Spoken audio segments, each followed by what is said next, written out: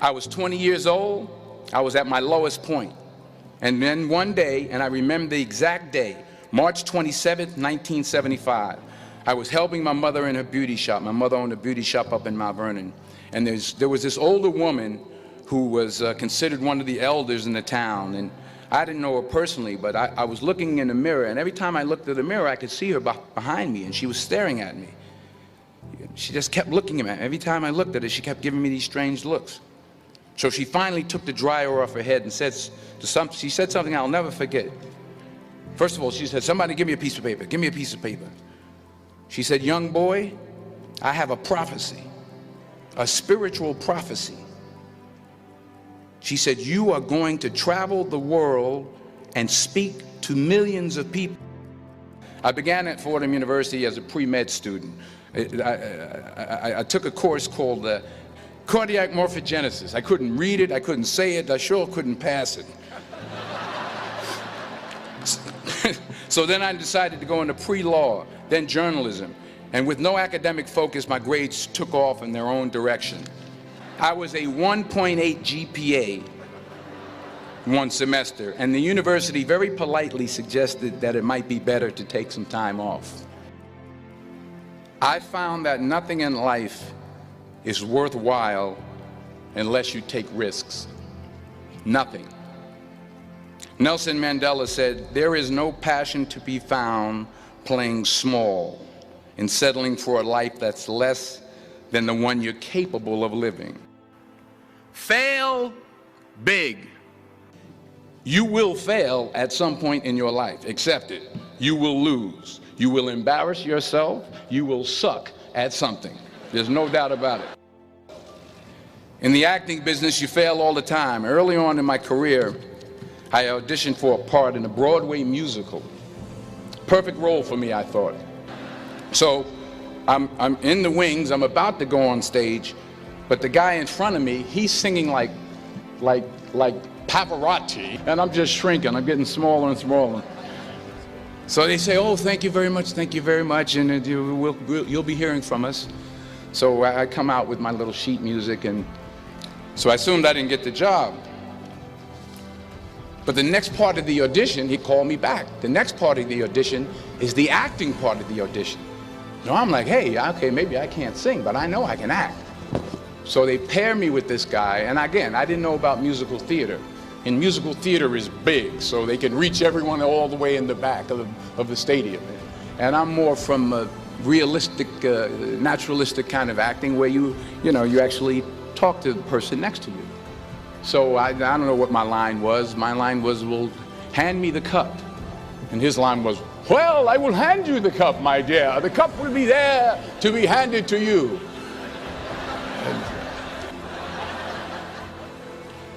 I didn't get the job. But here's the thing. I didn't quit. I didn't fall back. I walked out of there to prepare for the next audition, and the next audition, and the next audition. I prayed. I prayed, and I prayed.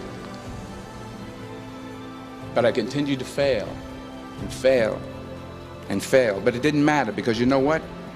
There's an old saying, you hang around the barbershop long enough, sooner or later you're going to get a haircut. So you will catch a break, and I did catch a break. Last year, I did a play called Fences on Broadway. Someone talked about it.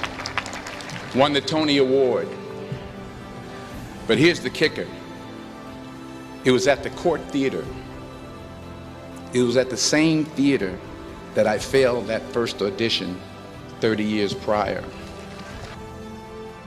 Reggie Jackson struck out 2,600 times in his career, the most in the history of baseball. But you don't hear about the strikeouts. People remember the home runs. Fall forward. Thomas Edison conducted 1,000 failed experiments. Did you know that? I didn't know that. Because the 1,001st was the light bulb. Fall forward. Now, I'm sure in your experiences in school and applying to college and picking your major and deciding what you want to do with life, I'm sure people have told you to make sure you have something to fall back on. Make sure you got something to fall back on, honey. But I never understood that concept, having something to fall back on. If I'm going to fall, I don't want to fall back on anything except my faith. I want to fall forward. I figure at least this way I'll see what I'm going to hit.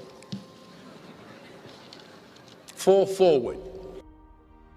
The point is, every graduate here today has the training and the talent to succeed. But do you have the guts to fail? While it may be frightening, it will also be rewarding. Because the chances you take, the people you meet, the people you love, the faith that you have, that's what's going to define you. Keep working, keep striving, never give up, fall down 7 times, get up 8. Ease is a greater threat to progress than hardship. Without commitment, you'll never start, but more importantly, without consistency, you'll never finish. It's not easy. If it was easy, there'd be no Kerry Washington. If it was easy, there'd be no Taraji Henson, P. Henson. If it were easy, there'd be no Octavia Spencer. But not only that, if it were easy, there'd be no Viola Davis. If it were easy, there'd be no Michael T. Williamson, no Stephen McKinley Henderson, no Russell Hornsby. If it were easy, there'd be no Denzel Washington. So, dreams without goals are just dreams, and they ultimately fuel disappointment. So have dreams, but have goals. Life goals, yearly goals, monthly goals, daily goals. Don't confuse movement with progress. Remember, just because you're doing a lot more doesn't mean you're getting a lot more done. In order to achieve your goals, you must apply discipline, which you have already done, and consistency every day, not just on Tuesday and miss a few days. You have to work at it every day. You have to plan every day. You've heard the saying, we don't plan to fail, we fail to plan. Hard work works. Working really hard is what successful people do. What are you going to do with what you have? I'm not talking about how much you have. Some of you are business majors, some of you are theologians, nurses, sociologists, some of you have money, some of you have patience, some of you have kindness, some of you have love, some of you have the gift of long suffering. Whatever it is, whatever your gift is, what are you going to do with what you have?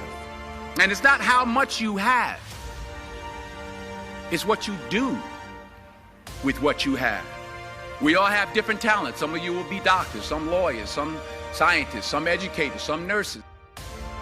The most selfish thing you can do in this world is help someone else. Why is it selfish? Because the gratification, the goodness that comes to you, the good feeling that I get from helping others, nothing's better than that.